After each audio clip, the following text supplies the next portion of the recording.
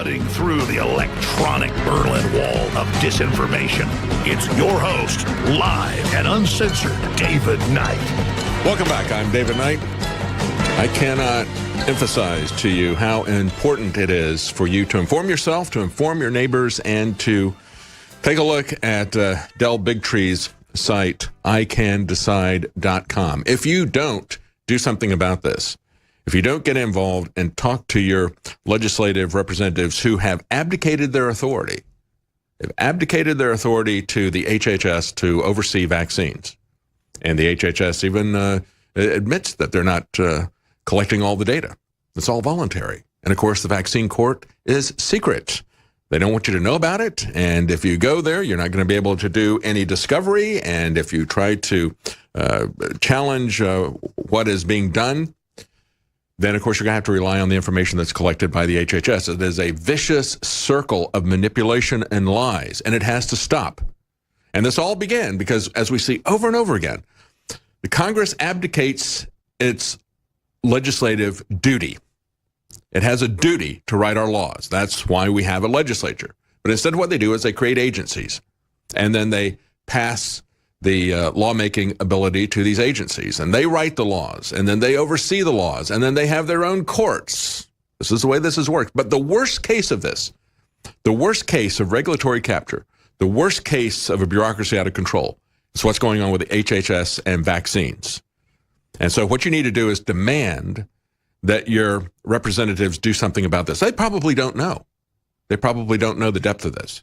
And so you need to make sure that you educate yourself, then you educate them, and you educate other voters if they're not going to do anything about it, because many of them do know, and they are in the pay of the vaccine and pharmaceutical industries, because they're the ones who are funding most of the networks. Most of the commercials that are out there are funding the major networks like CNN, by Fox, and everyone is being funded by the vaccine industry, by the pharmaceutical industry.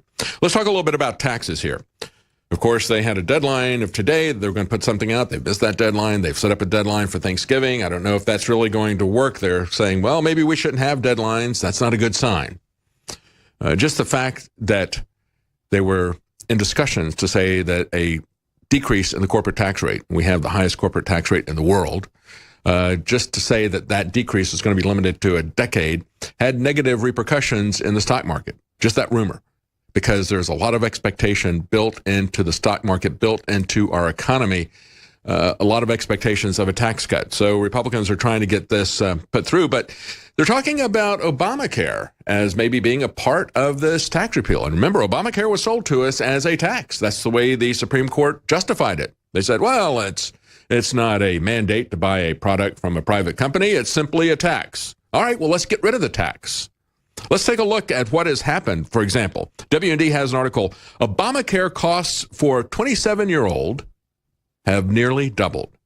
They say for a 27-year-old on the benchmark plan, they've exploded from $2,600 during the program's first year to nearly double, now $4,900 for the plan year 2018. Now, Obama is out still selling his legacy, saying, well, you know, some folks have a cell phone plan that costs more than Obamacare.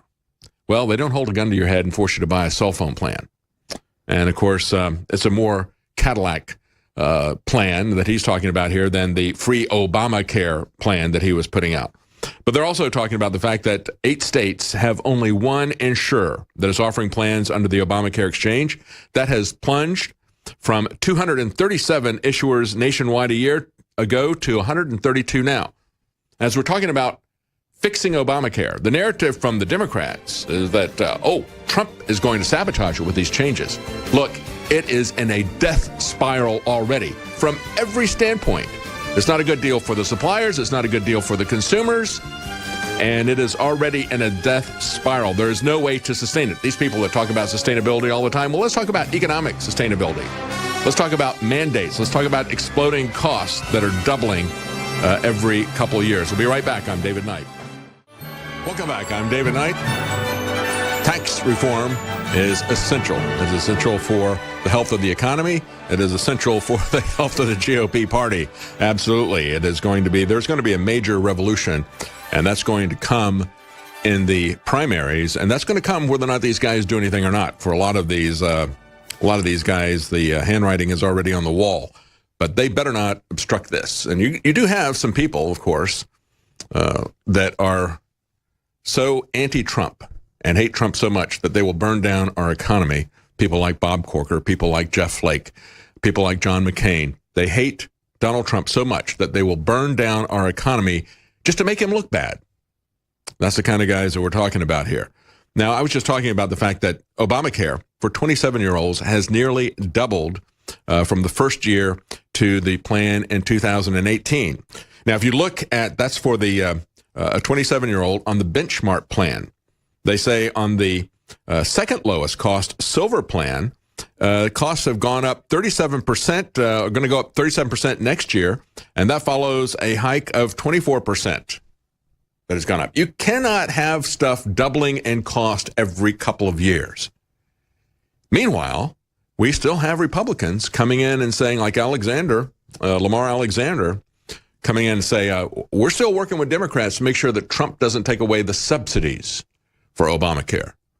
Why subsidize something that is not sustainable? It is failing in a death spiral before any changes have been made to it, because it is fundamentally unsustainable. So why keep pouring money into it? Why keep stealing money from taxpayers, stealing money most specifically from investors in Fannie Mae and Freddie Mac? And this is Lamar Alexander. These are the kind of thieves that we've got working with in the GOP, working with thieves in the Democrat Party to preserve this establishment program. And they're talking about that the repeal of the individual mandate could be a part of the tax overhaul, and it should be. This was sold to us and told to us that we had legal authority for this, the Supreme Court said, because it was going to be a tax. Well, if it's a tax, let's repeal it as part of this plan. It is something that is a huge tax on the American people. I think that any tax reform ought to allow us. They're so concerned about our health care costs and our ability to afford health care. Let us pay for our health care before we send our tax dollars to you. How about that? At least give us a full deduction.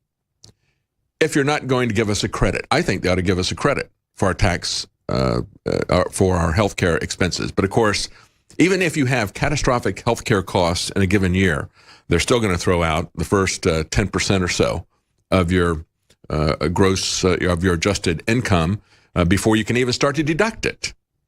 And then depending on whatever tax bracket you're in, if you're in a 25% tax bracket, that means after they first throw off the first 7 to 10%, depending on other issues of your adjusted gross income, they deduct that right off the top. And then anything that's left is really only going to save you 25 cents on every dollar. So give it to us as a tax credit. But at the very least, repeal this mandate. And of course, the IRS doesn't want to see that happen. Outgoing IRS Commissioner Koskinen, who was never fired, but he's just not having his term renewed by President Trump. That's at least a start.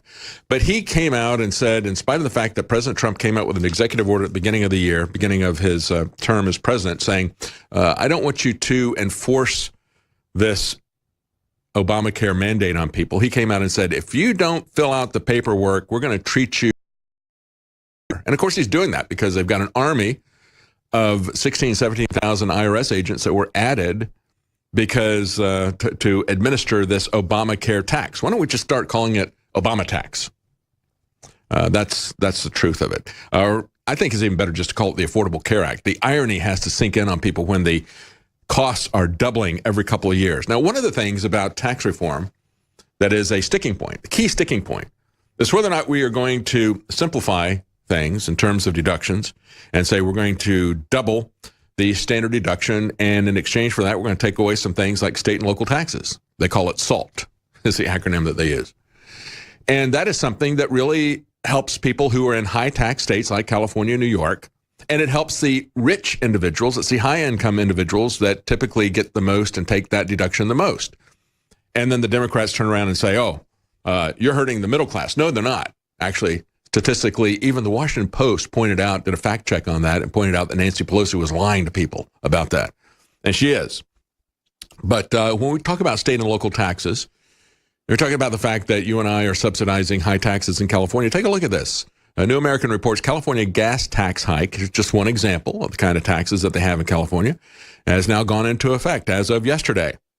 They got a tax hike, and now they're paying 12 cents more per gallon of gas, 20 cents more per gallon of diesel. Starting next year, Californians will be introduced to a new fee ranging from $24 to $175 added to the cost of vehicle registration, depending on the worth of the vehicle.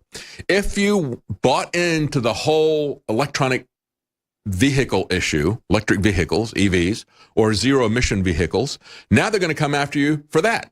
So you thought that you were going to save by not having to buy fuel, not having to pay the excessive taxes that they have in California. But they're going to hit you with a $100 annual fee starting in 2020. So the government giveth with these subsidies on electric vehicles, and then the government taketh away, especially in California.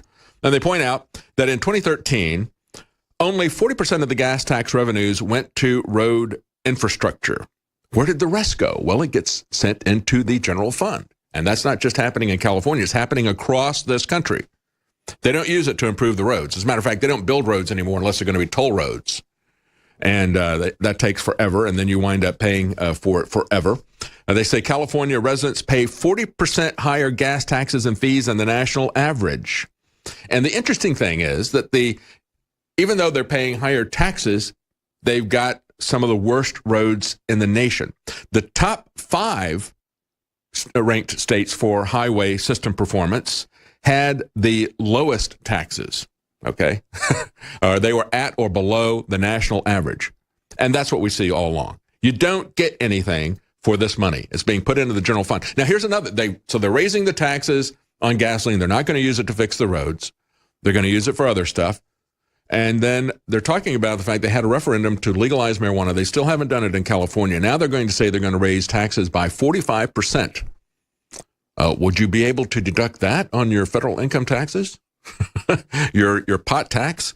And as they're talking about the fact they're going to have a 45% tax on marijuana, they're saying, well, we know that what's going to happen is there's going to be a black market that is still going to dominate post-legalization. Because whenever you put excessive taxes on that, as we've seen with cigarette taxes in the Northeast, in New York and New Jersey, you wind up creating a black market for that.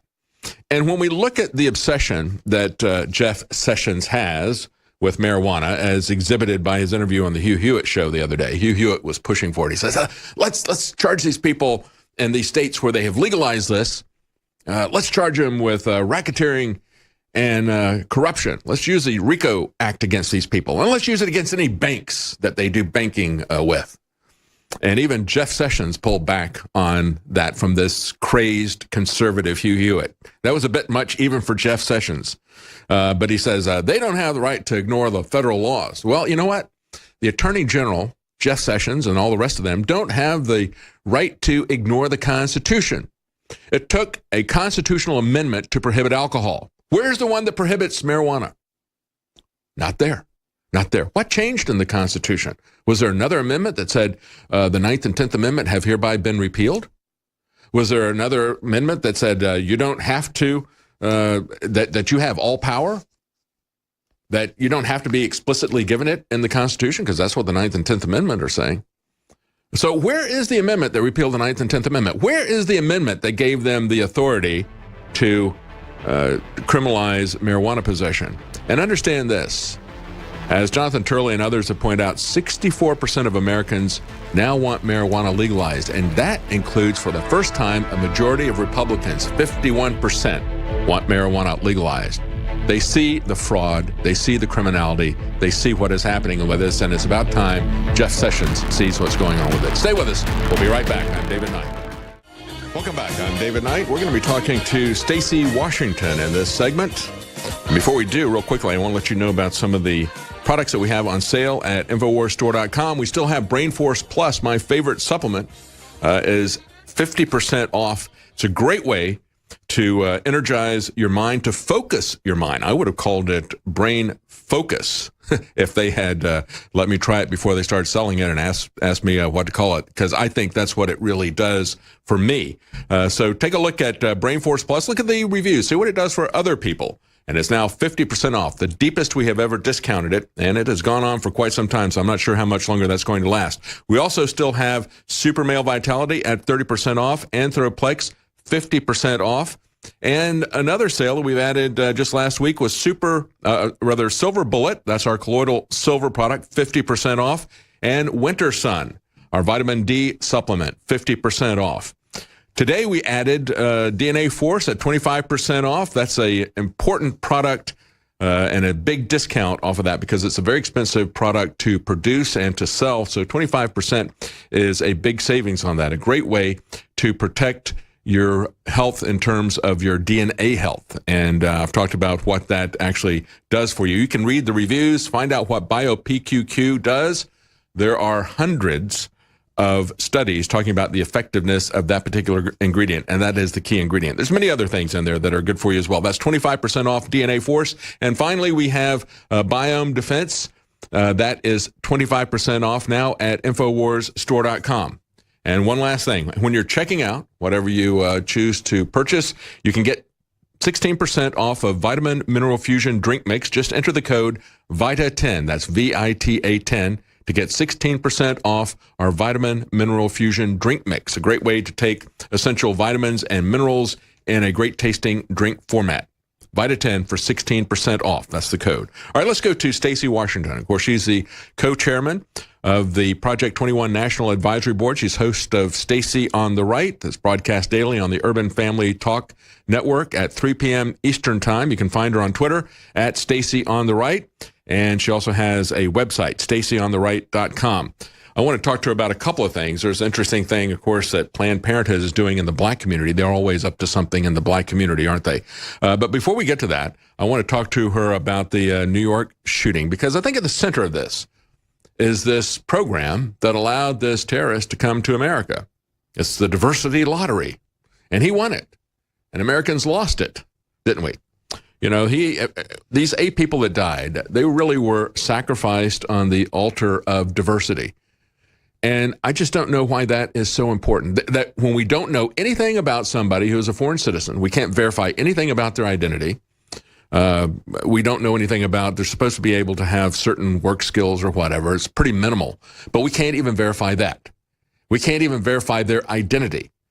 But we feel compelled, even shamed, if we refuse to let people that we don't know anything about come into this country, even from areas that we are currently at war, that we have gone to war with these people because we say they are so dangerous. So I want to get Stacy's comments on that. Thank you for joining us, Stacy Washington. Hey, thanks for having me on today. I have to say, one of the things that's most disturbing about this is the reports that small countries actually just took their phone books and submitted the names directly from the phone book without any kind of consideration of who the people were or where they were from in order to participate in the diversity lottery. And I want to say one more thing about this. I have to get it out first, which is, why is our country, membership or citizenship in our country, up for auction by our legislators? Why are they literally auctioning off the ability of people to run around in the same country as me? They're auctioning that off like my ancestors were auctioned off in Charleston during slavery. That's my equation here. For a party of people who is constantly obsessed with race, constantly talking about racism, constantly talking about slavery, I have a slavery analogy for you. We used to, in this country, as a method of commerce, auction off people as property. And now we auction off citizenship to this country. Only our legislators do it. And we don't see any of the benefits of it. We only see the negative impacts, one of which is the terror attack that just happened. As you mentioned, the 8 bodies on the ground. The others, I think 12 other people who are, they've been changed forever. Their bodies have been damaged. Their psyches have been affected. And they're going to have to recover from this. And I just want to know I know what my citizenship is worth to me. I'm an Air Force veteran. I come from a family of veterans. I'm married to a veteran. But I know for most Americans who aren't veterans, their citizenship still means a great deal to them. They still feel as if it confers certain rights upon them and responsibilities. And so legislators who were involved in the diversity lottery program, they should be recalled. If they can't be recalled, they should not be reelected. This is them taking their work, they're supposed to work on our behalf, and using it to enrich themselves. These lobbyists, it started off with a lobbying company out of Ireland, and they were trying to get special consideration for illegal Irish immigrants here in this country. And once Chuck Schumer realized what a boon this could be to his bottom line, he decided to expand the program. And then with bipartisan support, they actually pushed this off on Americans. While we're all working and sleeping and taking care of kids and voting and paying taxes, they're auctioning off citizenship to this country like a lottery ticket. This has to stop. Not only does it have to stop, but we need to hold the people who implemented this policy accountable. Yeah, we always talk about they put safety above everything else. We're supposed to give away all of our freedom, all of our privacy. We have this massive expanding surveillance and police state, and it's all done for the point of safety. And yet, as you pointed out, they're just tossing these citizenship lottery tickets out for free to people and say, come on in. We don't know anything about you, but we want you to be an American citizen. You just won the lottery. It's absolutely absurd. It's kind of what we're seeing with the self-driving cars. We've always had a government regulations where safety to the nth degree, mandating all kinds of expensive things put on the cars.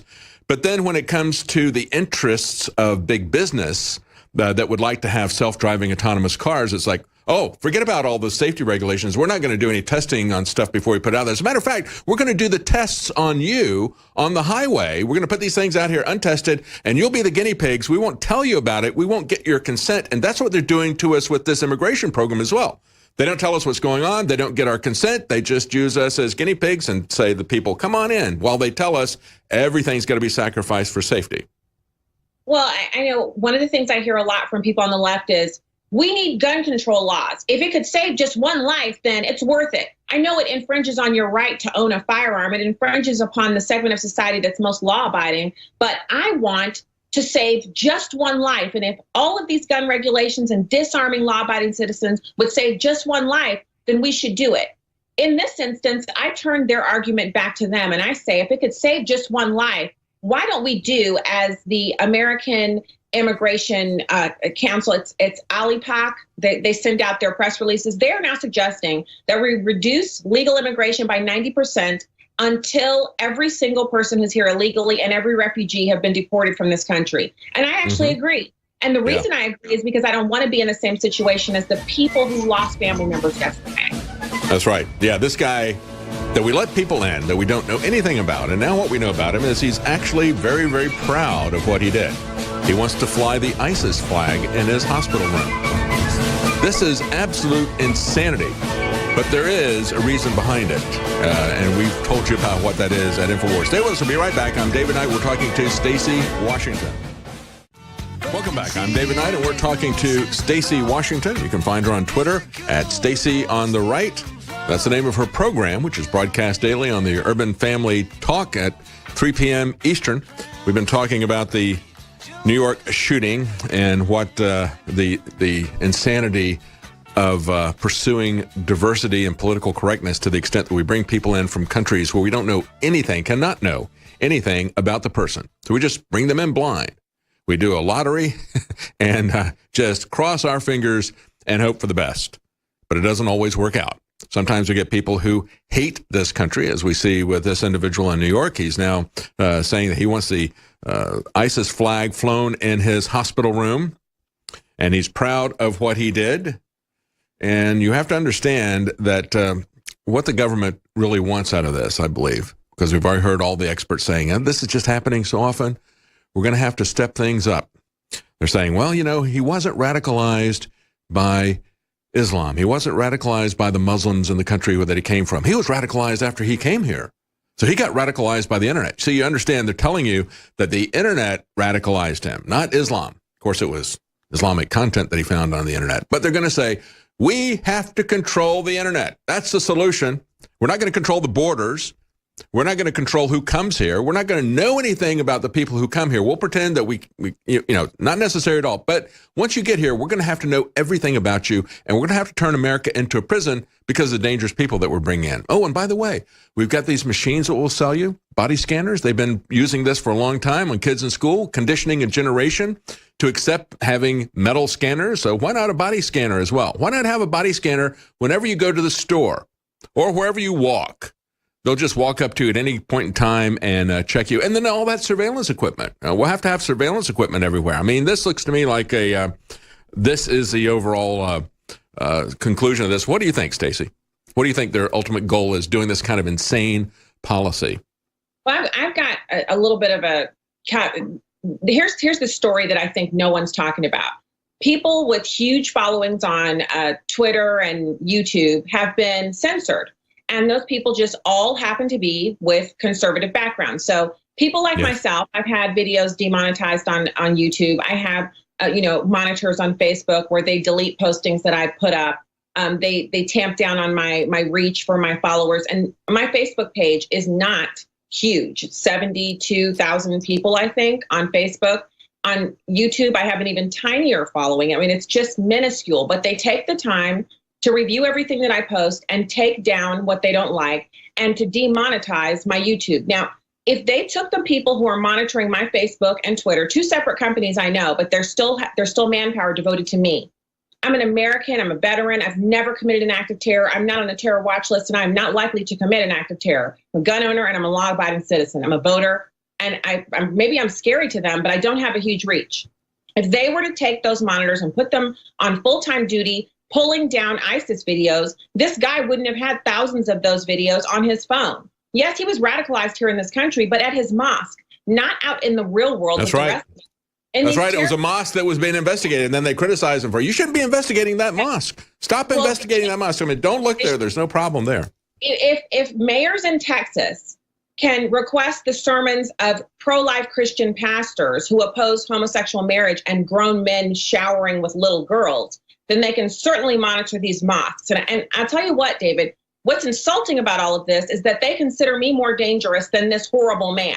If they spent half as much time monitoring him as they have me, this never would have happened. And I think they need to be held accountable. Twitter, Facebook, all these online social media sites, if they want to be the Gestapo of the internet, if they want to say they have the right to take down videos, then we should hold them responsible for all the videos they don't take down that promote terrorism. A good example of that is Roger Stone, who was banned for life this last weekend on Twitter because he got into a heated discussion. And it's like, come on. He didn't make any death threats. He's had death threats made against him, against his family, even against his pets. They never did anything to those people who make death threats against President Trump. Nothing happens to them. You got Snoop Dogg, who just does an album cover, showing a dead Trump, and he's happy about that. So they don't do anything to Snoopy. They don't do anything to these other people, but they do it to Roger Stone. They do it to conservatives. And you should point out, so many conservatives have been demonetized. It's so bad that even Ron Paul, who never says anything harsh about anybody, gentle Ron Paul, a former congressman, was demonetized by YouTube, and Julian Assange called it economic censorship. And it is. That's exactly a form of economic censorship. It is. And it also goes to the heart of the problem that we have here. See, if they oppose you ideologically, then they're all over you. They're not going to let you go. Look at the way they treat conservatives and people who have the opposing viewpoint on these social media sites. Look at the way they treat us. Then look at the way they treat ISIS. I know this sounds kind of crazy. In any other world, I would be shocked to hear myself say this, but I know it's true because it's been done to me. And when I say the reach that I have on YouTube is minuscule, it's so tiny. I only have a couple of videos that have gone viral, and not even really viral in the YouTube sense. I've only had one video that I posted on Twitter that reached 38 million people, and it hasn't been censored because it's short and it's about the election. I really don't say anything that incendiary in it other than Trump won because we all voted for him, which, maybe that just wasn't offensive enough, but it struck a chord with a lot of people. But I have to tell you, one of the things that I find most infuriating about this whole situation is that you got Jake Tapper on TV saying that Allahu Akbar is a beautiful saying. Yeah, wasn't that awful? Yeah, before I talked about that yesterday. I could not believe that. And all these different news reports where they come out and say, well, they don't put it properly. He said Allahu Akbar. They say Allah Akbar. That means that God is great. And it's like, no, it means Allah is greater than your God. I mean, it's a taunt. And and it's the reason that they're doing this and always shouting it at these terrorist events. But almost all of the news accounts would put Allah Akbar, and they would, or even Allahu Akbar, and translate as God is great. and mistranslated. It's not great. So one of the things that they've been very successful in doing, and they do this in all Western nations, practitioners of Islam, is they come in and when they're really tiny, they frame themselves as victims. That it propels Western people to kind of take up for them because we are very, very protective of victims. We like to stand up for the underdog. Then once we've stood up for them, meanwhile, they're working on their population numbers. And so one of the Washington Times, the editor of the online, Miss Chumley, just had an article out yesterday talking about how in another couple of generations, well, one generation really, Muslims will outnumber Jews in this country. Yeah. Now, that may seem like such a big deal to you, but it is, because once they reach a point where they're at around 10% of the population, then they start demanding that Sharia become a part of the regular everyday life. They start demanding no-go zones. They already have them. They have a beachhead up in the Northeast around Detroit. They're definitely making moves in this country. And we think, well, we've got the Second Amendment, we have the Constitution. Sharia supersedes all of that. And so political system, that's what Islam is. It's not just a religion. It's all of those things. And we can't tolerate it here because it's incompatible with the Western way of life, our Constitution, and our Judeo-Christian founding. I hope liberal heads just exploded just then, because that's a reality. No matter if you accept it or not, we have a Judeo-Christian founding, and it's in direct opposition, the freedoms and liberties we have with Islam. You know, you're talking about that, and just yesterday, I covered, the Washington Post covered it, of all things, in Maryland. They had a Muslim-only community, a development that they were setting up. And, of course, that violated all the equal housing opportunity regulations and so forth. They were going to set up a Muslim-only community. And it was even narrower than that, Stacy. It was only going to be a particular sect of Muslims. Everybody else was going to be excluded. And then as part of their Sharia law, there would be no financing from banks because they ban any charging of interest. That's what we're looking at. That's what will happen as we have this, the people who come in who not only do not want to be part of our culture. They don't come here because they want to be Americans. They don't come here because they like America. They come here because they want to take over America and shut down the culture that is open and welcoming to all different types of people. We're talking to Stacy Washington. I'm David Knight. We'll be right back. Stay with us. Welcome back. I'm David Knight, and we're talking to Stacy Washington. We're going to talk to her about what Planned Parenthood is doing for the black community. Always been there for the black community, haven't they? Yeah, Margaret Sanger was trying to shut them down. And now they're at it again on Twitter. They've actually got a black community, Planned Parenthood black community account. So, Stacy, I want to get her comments on what is happening on Twitter with the Planned Parenthood black community. Before I do, real quickly, we have just put on Biome Defense, our probiotic with live probiotic cultures from 23 different strains. We put that on sale, 25% off. We also have Silver Bullet, our colloidal silver product, 50% off. And Winter Sun, our vitamin D supplement, 50% off. And also, when you check out, you can get 16% off of Vitamin Mineral Fusion Drink Mix when you enter the code VITA10. That's VITA 10, a great way to get vitamin and mineral supplements without taking a great deal of pills. You can get 16% off Vitamin Mineral Fusion Drink Mix with the code VITA10 at checkout. Now, Stacy, you were just talking about the population replacement that is part of the immigration that we're seeing here. They decried our low birth rates, and so we got to replace the population. Now, that they mean that in a variety of different ways. They don't like people here who have American values. We're not as easy to control. People who like freedom and the rule of law. So they want to bring in other people. They always use the Ponzi scheme of Social Security. They were talking about this back in 2000, said, hey, this whole Ponzi scheme is going to collapse if we don't bring in more people because of birth rates. And yet we got Planned Parenthood out there telling everybody, kill your kids. We're not worried about birth rates, but especially the black community. Planned Parenthood has always been focused on eugenics for the black community since the days of Margaret Sanger, the clinics in the black communities. But tell us what they're doing now on social media. Well, so their Black account has come out with a few tweets. It was yesterday. They were saying, well, actually it was the day before yesterday. They're saying, look, if you're Black and you're a woman, here's the mortality rate for Black women who are pregnant here in this country. And it's racism. When you go to the hospital, the racism is what kills Black women. It's safer for you to come to Planned Parenthood and have an abortion than it is for you to carry a baby to term. Now, obviously, that is utter nonsense. First of all, it's utter nonsense. Black women are not safer going to Planned Parenthood, which doesn't even have standardized ambulatory care standards. So just so you know what that is, I want you guys to understand. Yeah. You hear a person in your life talking about taking their child or their girlfriend or their wife or whatever to Planned Parenthood. The first thing you should tell them is Planned Parenthood is not required to have the same ambulatory care standards as a LASIK eye care center or a place where you go and have a blood transfusion. What does that mean? It means the hallways and doorways in Planned Parenthoods are not required to be wide enough for a gurney to go through. So when the ambulance is called at Planned Parenthood, which happens a lot, 67 times over the past few years at our Planned Parenthood on Forest Park in St. Louis, then when they get there, they can't get the gurney through the front door or through the room where the woman is hemorrhaging. So they have to get the woman out. And this is dangerous. You're already hurt.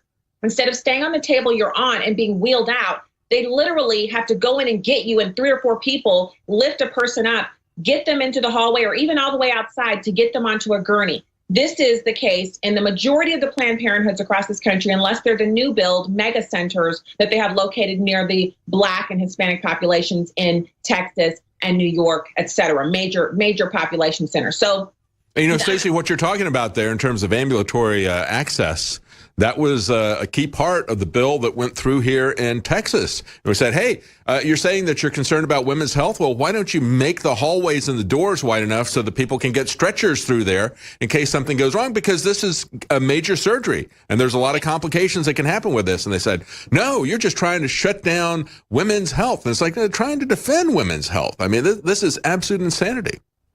And rusty equipment covered over with Scotch tape.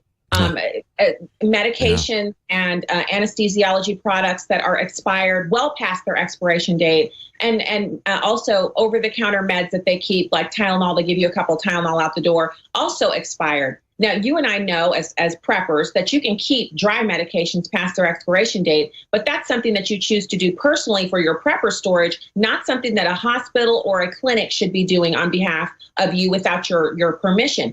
And the liquid items cannot be kept beyond their storage, their sell-by or storage date. So this is a serious issue. So I implore women, men, anyone who has someone in their orbit who's thinking of going to Planned Parenthood to take these things into consideration and then go to a hospital. Whatever you need can also be provided at a hospital. And if it has to do with the birth rates, I want to circle back around to that because we can't leave that out of this conversation.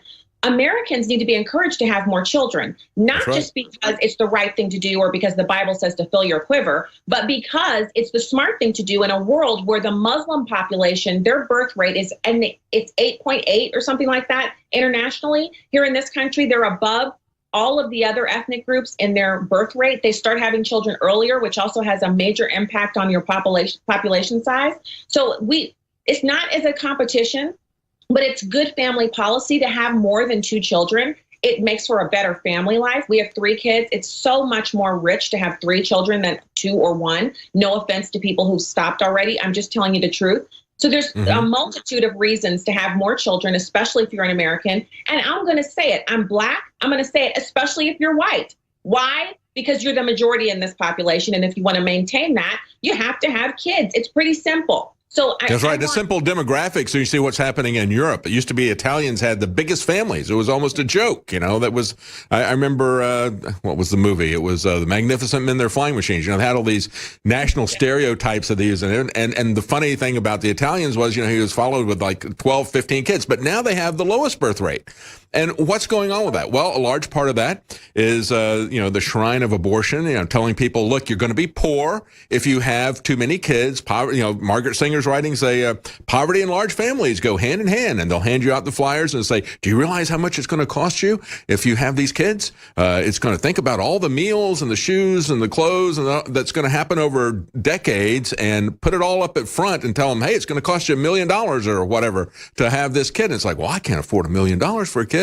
I'm going to have to do something about that. That's the lie that they tell people, white and Black, in the Planned Parenthood communities. And that is what is destroying our society. You look at Italy now, they are just barely over 1 child per couple. And that means that their population is going to cut in half every generation. And they're just disappearing. They're just disappearing off the face of the earth. And that's what they want to have happen to us while they bring in Muslims into our country. Look, I want to tell the cautionary tale of Russia. People think that Russia is the same as us, that they're similarly sized to us, that they are our actual primary geopolitical adversary. They are not. They spend an outsized amount of their budget trying to appear as if they're equal to us by shortchanging their social services and their public works and activities in favor of funding their military and buying weapons and ships and developing new weapon systems. The reason that they have to do that is because 35 years ago, they made abortion on demand public policy so that any woman could have an abortion paid for by the state, no questions asked.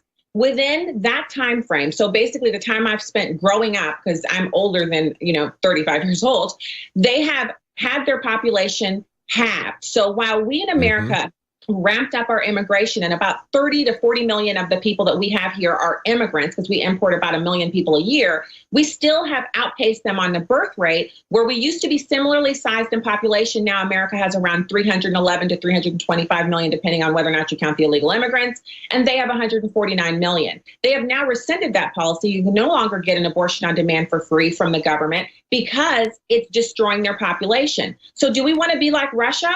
No. So not only should we not fund Planned Parenthood and not fund abortions at all, but we should encourage Americans to have a healthy family size of 4 to 5 children for their own benefit. Children don't have to cost $1 million a pop.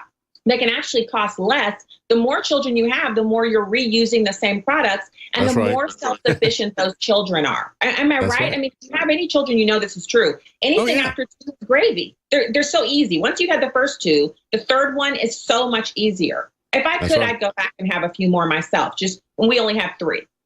And of course, what you're talking about with Russia is absolutely true. They have a giant landmass, but their population has collapsed. And that's one of the reasons why Putin is out there trying to encourage people to have kids. It's like, we're not going to have a Russia. We're not going to have an Italy. We're not going to have an America if Planned Parenthood gets its way. And that's one of the reasons why the establishment pushes them so hard, because they don't want to have a Native American population. They want to bring in a replacement population that is easier for them to control. It's all about their control.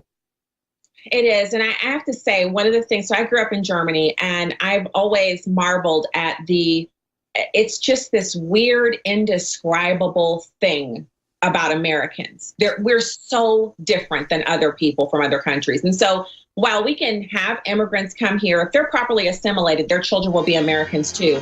There's something wild, free, and beautiful about us. And we should continue that on. Well, regardless of where people came from, they used to come to America because they wanted freedom. They didn't come because they wanted safety. They didn't even come for the most part because they wanted money. They wanted freedom. And if we don't stay to that, that's really what's going to cost us our country. Thank you for joining us. You can find Stacy at Stacy on the Right, her radio show and her Twitter feed and her website is stacyontheright.com. I'm David Knight. That's our show for today. Thank you for joining us.